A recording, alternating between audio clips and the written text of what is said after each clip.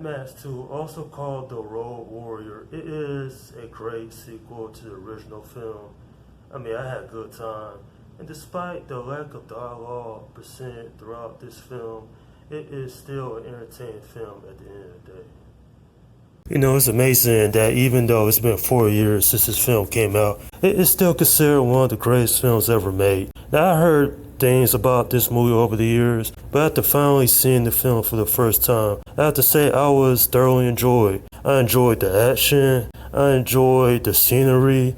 Astral deserts was all throughout this film. It had more of an apocalyptic setting. And not just that though, Max, he's a man of few words. He barely says a few lines at all throughout this film. But when he sees a group of people in trouble by Ravengers, then he takes it upon himself to help them.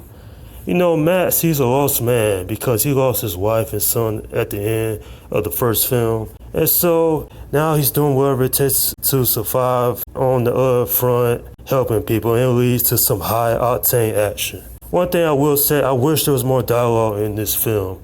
In one scene, there is this feral kid. He don't ever say anything throughout the movie. But I would like to get to know what was his backstory, what caused him to be so feral. And what I really liked about this film so much, no CGI. Fast and Furious should take notes from this film simply because everything is practical. You really don't see that in films today, so the mere fact back then when they managed to do it, it still holds up real well in my opinion.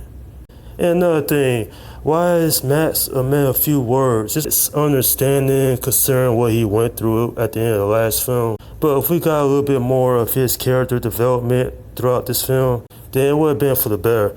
Now, Mel Gibson, he doesn't get a lot to work with throughout this film. Honestly, he's a great actor, but we really don't see it all that much throughout this film.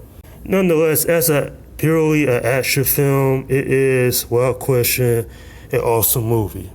Do yourself a favor, if you've never seen this film, I would recommend you check it out. Interesting enough, this film is considered a cult classic simply because it's one of the greatest films ever been made. I heard good things about this movie over the years, but I know how good the film was till I finally seen it. Not just that though, this film was nominated for 6 nominations. Some of those were Best Actor Mel Gibson, Best Director George Miller, Best Costume among a few others. The costumes actually in this film look amazing, they're great. The bikers, the main rivals in this film, we don't really know anything about their characters per se, we just know they're ruthless. And then there's that huge chase sequence at the end of this movie, which pretty much is one of the best scenes in the film. I can understand this film's legacy over, now that it's 4 years old. And it stands the test of time. This is some good cinema, some great writing, and I thoroughly enjoyed this movie. I'm giving this film an 8 out of 10. One of the main issues I have with this film, it goes by too quickly. It's only 96 minutes long. And in those 96 minutes, Mel Gibson honestly doesn't have a lot to work with. Because at the time, he was an up-and-coming actor.